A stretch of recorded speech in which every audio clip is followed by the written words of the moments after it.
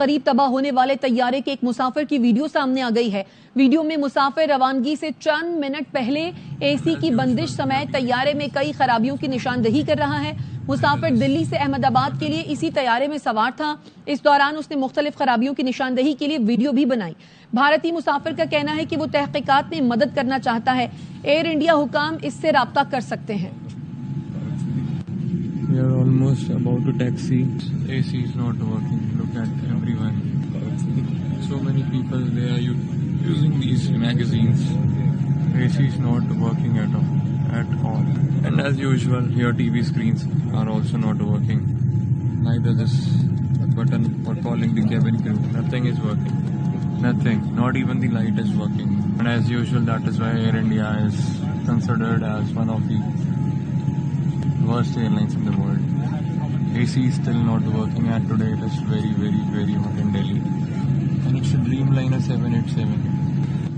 See, I'm sweating like hell. And as usual, the map, the in-flight entertainment is not working.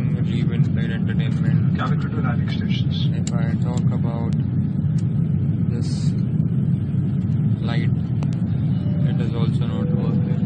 It's not working either. Nothing is working. Nothing at all. तो ये मुसाफिर दिल्ली से अहमदाबाद के लिए इसी तैयारे में सवार था जो अहमदाबाद एयरपोर्ट के करीब गिरकर तबाह हुआ है। दूसरी जानिब तैयारे की एक मुसाफिर मौजजाना तौर पर बच गई है। खातून शौहर के साथ लंदन जा रही थी। ताखीर से पहुंचने पर जहाज पर सवार नहीं हो सकी। मुसाफिर खातून का कहना है कि ट्रैफिक में फंस गई थी। एयरपोर्ट 10 मिनट ताखीर से पहुंची। मैं अभी भी कांप रही हूं, घबराहट का शिकार हूं। एयरपोर्ट से बाहर आई तो देखा कि जहाज उड़ान भरने के फौरी बाद गिर से वो टकराया। कोई जारी बात इतना बड़ा धमाका हुआ है, पता नहीं हॉस्टल के अंदर जो है वो कोई स्टूडेंट्स वगैरह वहाँ पे मौजूद थी, वो कितनी जख्मी हुई हैं या उधर कितनी हिलाकतें हुई हैं, ये अभी ये डिटेल्स आ रही हैं। चूँकि ये वीडियो अभी हम जैसे ही हादसा पेश आया उसके चंद मिनटों के बाद ही हम ये वीडियो अभी रिकॉर्ड कर रहे हैं, तो बड़ी डेवलपिंग स्टोरी है जो इस वक्त ये सामने आ रही है। अब इसकी वजह से जो है वो इमारत के एक साइड के ऊपर जो जहाज़ का एक मतलब आखिरी टेल थी और दूसरी एंड के ऊपर जो है उसकी नोज़ जो है वो बाहर निकली हुई थी।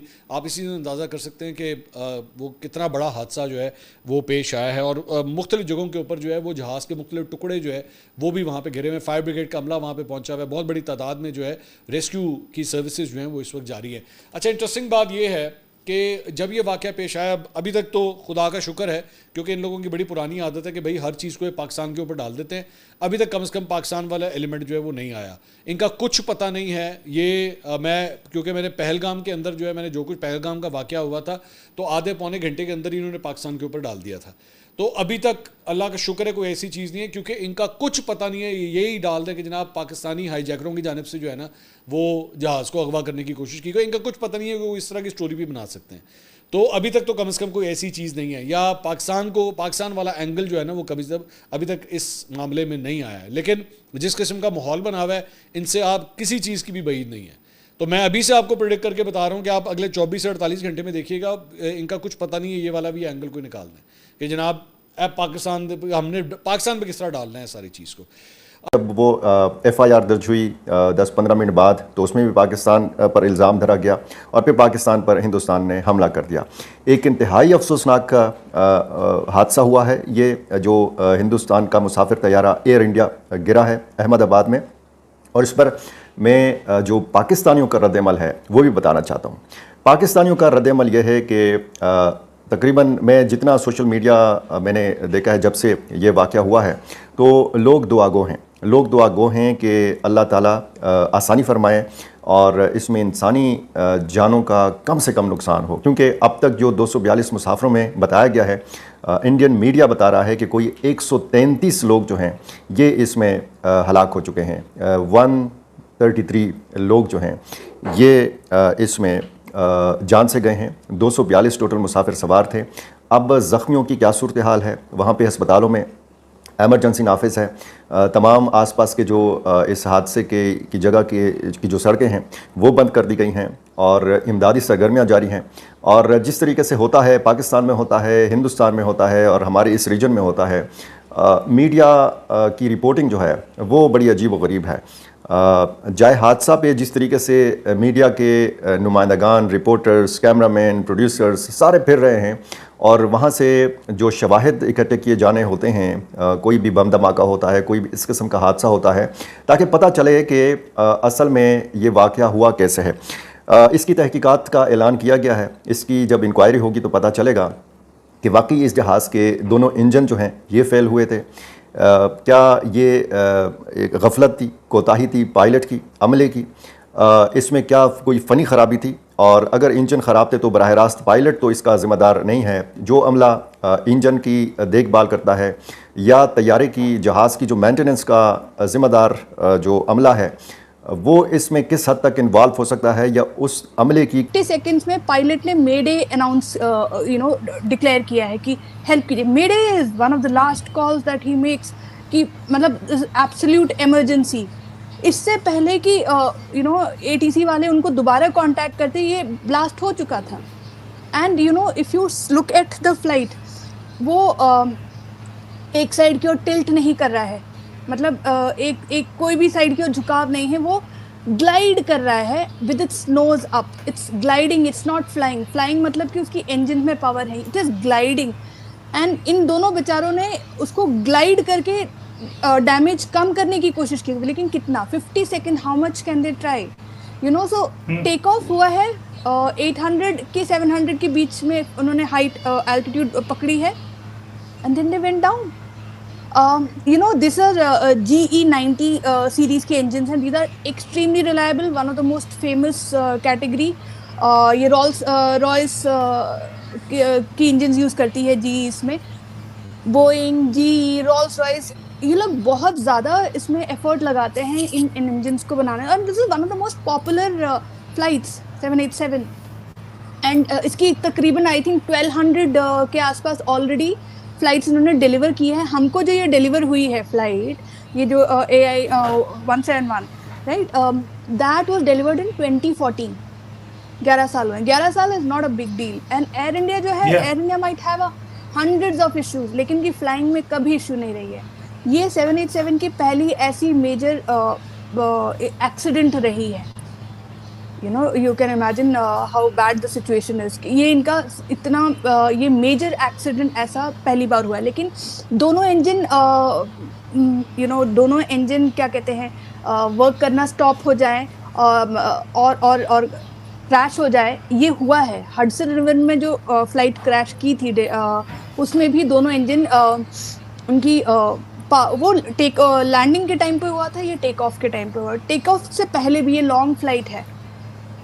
हेलो दोस्तों, स्वागत है आप सभी को हमारे चैनल पर एक बार फिर से। दोस्तों हम बात करने जा रहे हैं गुजरात शहर के अहमदाबाद शहर में हुए प्लेन क्रैश के बारे में, जहां पर दोस्तों इस प्लेन के अंदर 240 लोगों की जान गई है। और इसके बारे में दोस्तों अगर बात करें तो इसमें जो गुजरात के एक्स CM थे उनकी भी जान गई है। विजय रूपाणी उन CM का नाम है। देखा जाए तो दोस्तों इस प्लेन के अंदर टोटल 242 यात्री शामिल थे, लेकिन दोस्तों 241 यात्री तो पूरी तरह से अपनी ज़िंदगी खो चुके हैं, जिसमें एक जो है अभी हॉस्पिटल के अंदर भर्ती है। उसके बाद में अगर हम बात करें इस प्लेन क्रैश के बारे में, तो दोस्तों इस प्लेन क्रैश को देखा जाए तो दोस्तों ये जो प्लेन था, ये सबसे अच्छा प्लेन था विश्व का। लेकिन दोस्तों इसके बाद ये पहला मामला है कि यहाँ पर ये प्लेन क्रैश हुआ है, ये भारत के अंदर। उसके बाद में अगर हम देखें दोस्तों, तो ये जो फ्लाइट थी अहमदाबाद से लंदन जा रही थी, जिसे सुबह 6 बजे टेक ऑफ उतरना था लंदन में, लेकिन दोस्तों ये ऐसा कुछ नहीं हो पाया। और जिसके बाद में दोस्तों ये प्लेन क्रैश हो गया और इसके अंदर काफ़ी ज़्यादा लोग हैं, जिसमें देखा जाए तो दोस्तों इसमें ये एक हॉस्टल में जाकर टकरा गया, जिसके मैं सुनने में आ रहा है कि शायद स्टूडेंट्स भी घायल हुए हैं, लेकिन दोस्तों ऐसा कंफर्मेशन ऐसा कुछ है नहीं। लेकिन दोस्तों अगर देखा जाए तो अभी जो है अहमदाबाद के जो सिविल हॉस्पिटल है उनमें नंबर भी जारी कर दिए गए हैं, और इसके लिए दोस्तों काफ़ी ज़्यादा एहतियात बरते जा रहे हैं। और आगे इसकी चेकिंग भी की जाएगी कि आगे ये हादसे हुए क्योंकि दोस्तों इस प्लेन को चलाने वाले पायलट भी काफ़ी ज़्यादा एक्सपर्ट थे और काफ़ी दिनों से प्लेन चला रहे थे। तो ऐसा भी नहीं कहा जाता कि एक्सपीरियंस नहीं था, काफ़ी ज़्यादा एक्सपीरियंस पायलट इस प्लेन को चला रहे थे। इसके बावजूद ये प्लेन क्रैश हो गया। तो दोस्तों इसमें देखने वाली बात होगी क्या सामने आता है कि इस प्लेन क्रैश होने का कारण क्या सामने आता है। और उसके बावजूद अगर देखा दोस्तों काफ़ी ज़्यादा दुखनीय घटना है। तो दोस्तों आगे देखते हैं वीडियो में क्या होता है। रिपोर्ट्स आएंगी कि आगे इसमें कितना लॉस ऑफ लाइफ होता है, लेकिन बहुत ही ट्रैजिक विजुअल्स आ रहे हैं। और ये भी बाद में पता चलेगा जब तहकीकात सामने आएंगी कि इसकी क्या वजूहात हुई जो इसमें जहाज़ इन्वॉल्व है नाज़रीन वो है बोइंग 787 ड्रीम लाइनर तैयारा, जो कि दुनिया के टेक्नोलॉजी के एतबार से बहुत एडवांस तैयारा है, वो इसमें इन्वॉल्व रहा है इस हादसे में। इस तैयारे हादसे की जैसे रिपोर्ट्स आते हैं तो आपको भी हम मज़ीद आगाह करते रहेंगे। कुछ जो वीडियोज़ हैं वो भी आपके सामने स्क्रीन पर चल रही होंगी। लोग कह रहे हैं कि इसमें इंजन फेलियर था, कुछ लोग कह रहे हैं हाइड्रोलिक फेलियर था। के साथ प्रवास कर रहा था। कैप्टन समेत Sabharwal left seat training captain हैं और उनके पास 8,200 घंटों की प्रवास का तजर्बा है। यानी जो मेन एक पायलट था वो तजर्बा रखता है 8,200 घंटों की प्रवास का। 8,200 घंटे इसने जहाज़ चलाया है, ये इसके पास तजर्बा था। को पायलट के पास 1,000 घंटों की प्रवास का तजर्बा था। एयर ट्रैफिक कंट्रोल के मुताबिक तैयारा अहमदाबाद के रनवे से रवाना हुआ था। उसने एयर ट्रैफिक कंट्रोल को एक मेडे कॉल दी थी। मेडे कॉल आपको पता है कि जब कोई इमरजेंसी होती है, जब जहाज़ पायलट के कंट्रोल से बाहर हो जाता है तो फिर मेडे कॉल दी जाती है। लेकिन इसके बाद एटीसी की तरफ से की जाने वाली कॉल्स का कोई जवाब नहीं दिया गया, क्योंकि ये चंद सेकंड्स की बात थी, चंद मिनट्स की बात थी कि इस कॉल के ऊपर रिस्पॉन्ड किया जाता, कोई मदद दी जाती, कोई रहनुमाई की जाती। लेकिन ये जहाज़ शहरी इलाके में गिरा है और बताया गया है, एक रिपोर्ट ये बताती है कि कोई डॉक्टर्स हॉस्टल था इसके ऊपर गिरा है, और एक रिपोर्ट में ये बताया गया है कि ये कोई ज़ेर तामीर इमारत थी उसके ऊपर गिरा है।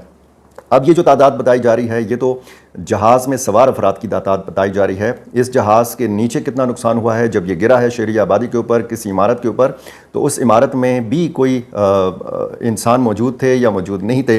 बहरहाल ये इतलात जो हैं। तो दोस्तों जैसे कि आपने देखा पाकिस्तानी मीडिया करेक्शन देखने के बाद में आपको साफ साफ दिख गया होगा, जिस तरह से हम अगर ये कहें तो अगर पाकिस्तान के अंदर इस टाइम दहशत का माहौल है कि अगर गलती से इस प्लेन क्रैश का हाथ अगर गलती से पाकिस्तान का हुआ तो भारत के प्रधानमंत्री मोदी इनकी नस्लें मिटा देंगे। क्योंकि दोस्तों अगर गलती से भी ऐसा हुआ कि इनका किसी भी तरीके से कोई भी हाथ इस प्लेन क्रैश के मामले में हुआ, क्योंकि दोस्तों अभी कुछ भी कहा नहीं जा सकता कि किस तरह से ये प्लेन क्रैश हुआ है।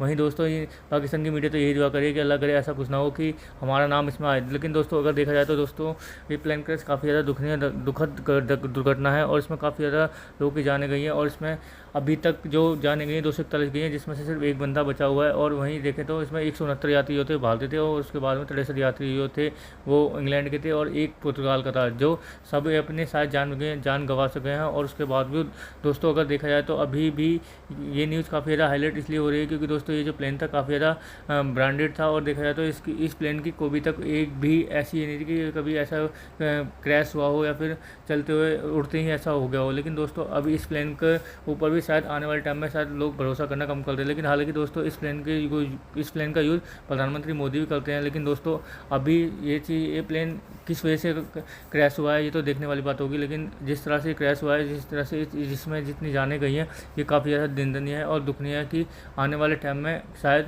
इस चीज़ की सही तरीके से पूरी जांच हो और सामने आ सके कि प्लेन किस वजह से क्रैश हुआ और किन कारणों की वजह से इतने लोगों की जाने गई। तो दोस्तों कैसी लगी आज की हमारी वीडियो हमें कमेंट करके बताएं। मैं चैनल को लाइक एंड सब्सक्राइब जरूर करें ताकि आपको हमारे साथ बने रहे। धन्यवाद।